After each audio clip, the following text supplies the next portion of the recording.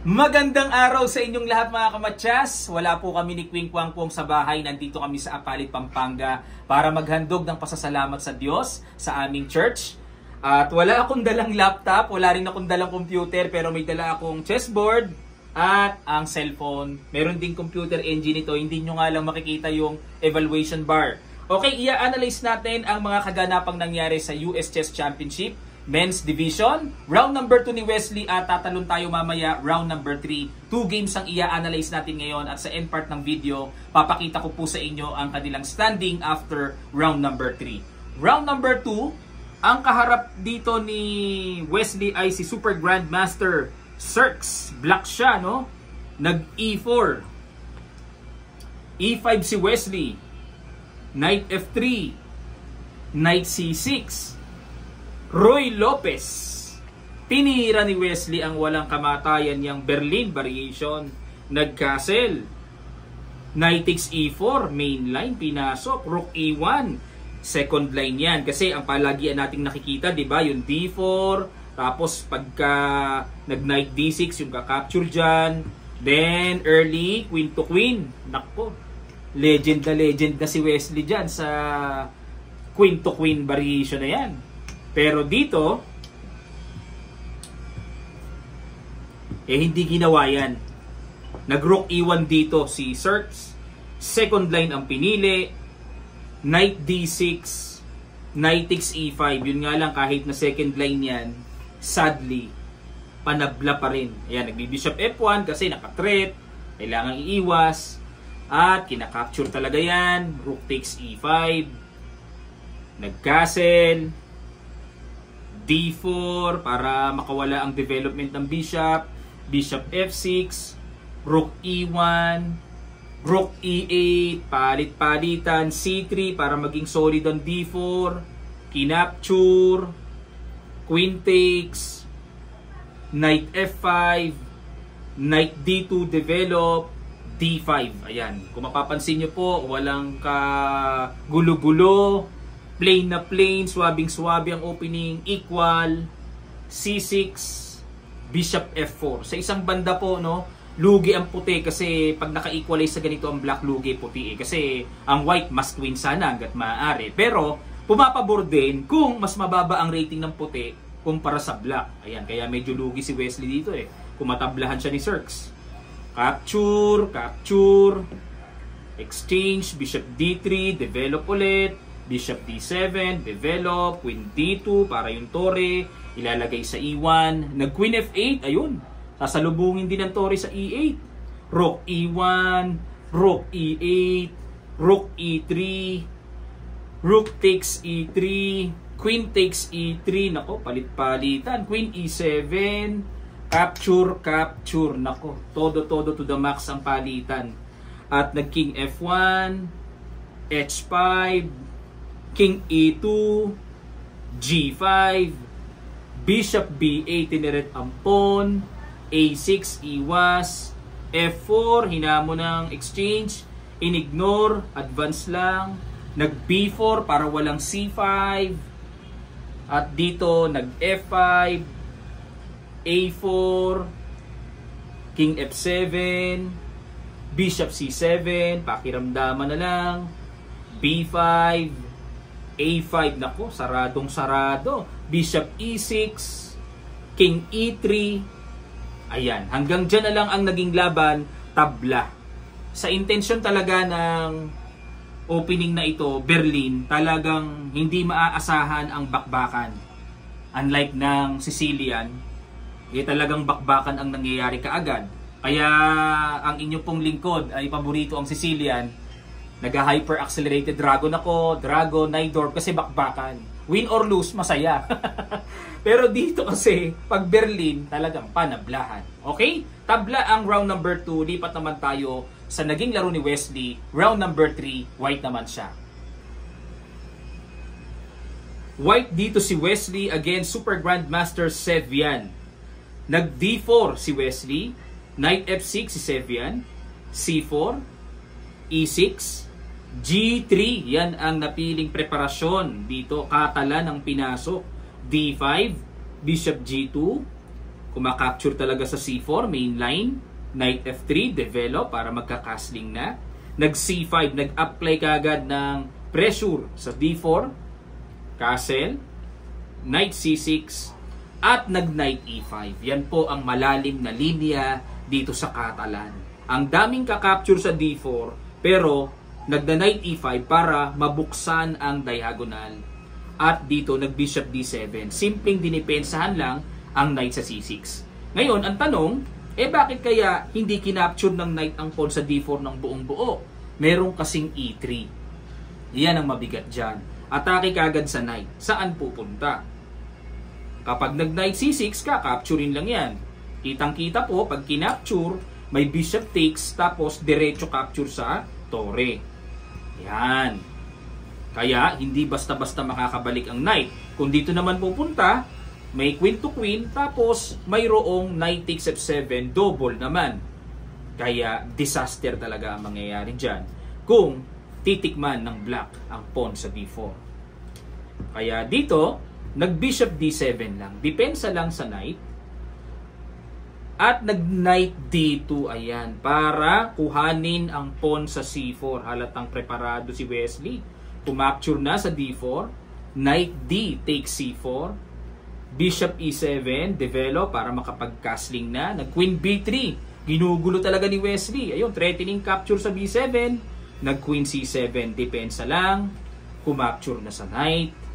Bishop takes. Bishop F4 ay ang tulis ng pagkakatreat sa Queen. Queen D8, bumalik. Kumapture na sa Bishop. Takes din. At nag-Knight E5. Ayun, tineret ang pawn sa C6. Nag-C5, niligtas, pero may panggulo na namang Queen A4 check, nag-King F8. Ayan. Dito po, bookline pa rin ito ha. Wala pang bagong nagaganap dito. Talagang itong move ng King, hindi na makakapag-castling ang Black, pero yan talaga ang force sa line na ito. E3, dahil nakita, alam ni Wesley na yung King hindi nakapag-castling, pipilitin niyang buksan ang sentro para maka-atake talaga sa Black. Nag-Knight D5, syempre pumapalag din naman ang Black, threatening G5, mga ganon-ganon. Kumapture na sa D4, Knight takes, G takes F4, Queen takes D4, Queen to Queen, umiwas si Wesley, tineret ang Torre, Queen D5, at ang sabi dito sa chess.com, Stockfish Computer Engine, good move.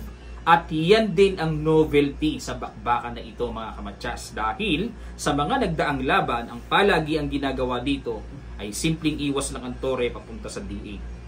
Okay, later on, mag-G6 and King G7. Pero dito tayo ngayon sa bagong luto ni Sevian.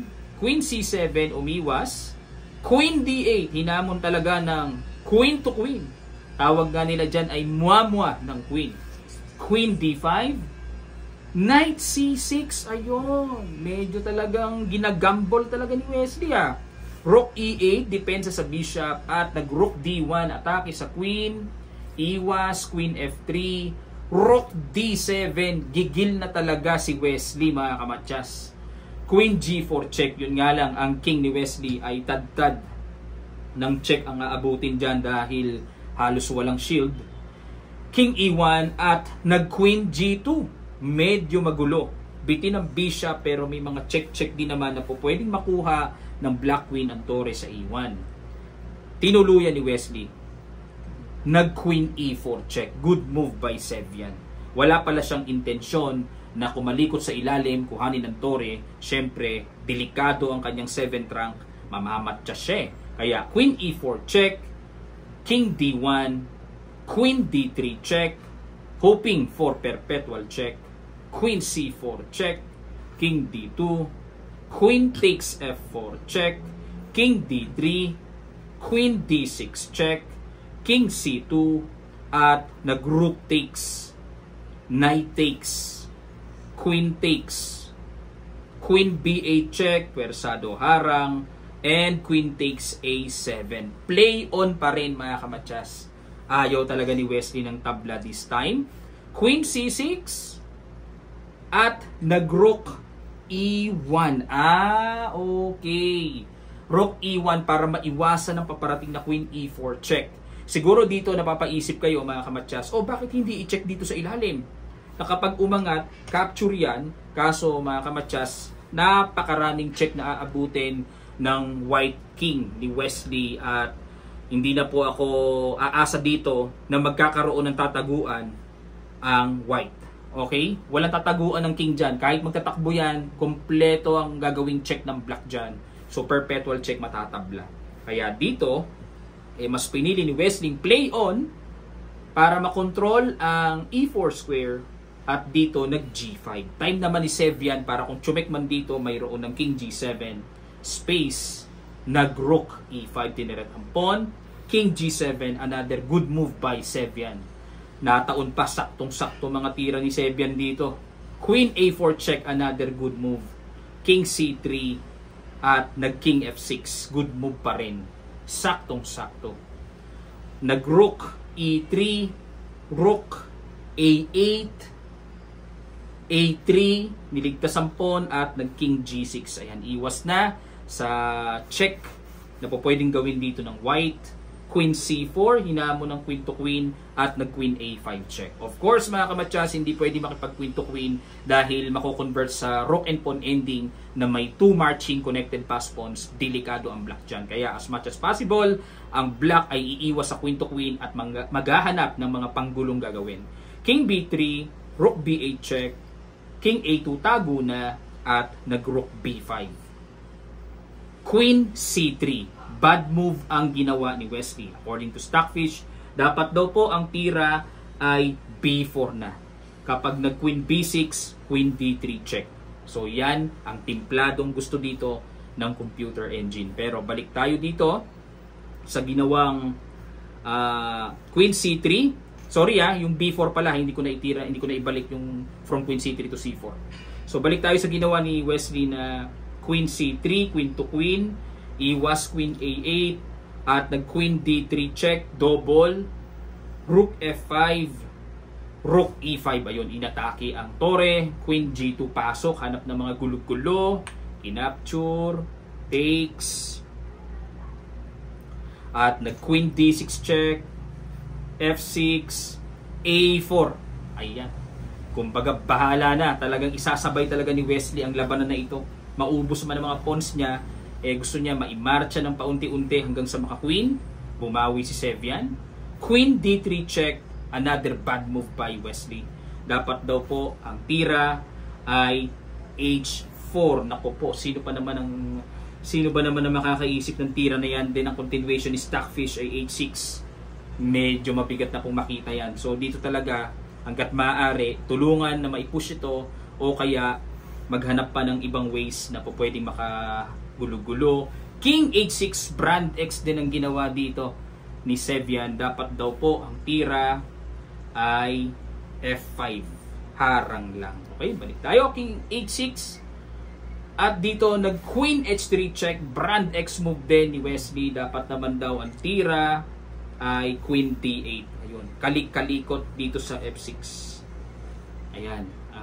Evaluation bar equal lang po. Balik tayo dito sa Queen H3 check. King G6, Queen D3 check, King H6, Queen H3 check, King G6, Queen D3 check, at dito po ay nagtabla na naman ang bakbakan. Okay, so far po, puro tabla ang score ni Wesley. Wag po kayong magagalit dahil ganun talaga, no? Ginagawa naman ni Wesley ang kanyang mga paraan para mapilit, pero kung pipilitin pa matatalo Kaya ano mas maigi? Tabla o panalo? Peace. At least tabla. Okay? Ito naman po, silipin nyo po ang standing after round number 3. Sa ngayon ay nangunguna ang youngest grandmaster sa buong mundo na si Abhimanyu Mishra sa score na 2.5 points. Caruana, 2 points. Shankland, 2 points. Pang-apat si Dominguez, Wesley So, Niemann, Sirks, Aronian, hanggang ikasyam na si Sevian, tagwa 1.5 points. At Xiong, Andrew Tang, Robson, yan po ang pagkakasunod-sunod. Maraming salamat sa inyong matigang panonood mga kamatsas. Babawi na lang po ako pag uwi ko. Lalagyan ko uli ng studio type ng ating recording sa ngayon. Pagtsagaan muna natin ito. Marami lang po talaga nag-request, Coach, yung round number 2 ni Wesley at round number 3 sa mga fans ni Wesley. Ito na po yon. Maraming salamat sa mga gustong mag-avail ng ating Kamatsas merchandise. Ang link ay ilalagay lang po sa comment section below para kayo po ay makapamili. Maraming salamat. Magkita-kita pa tayo sa mga susunod pang videos.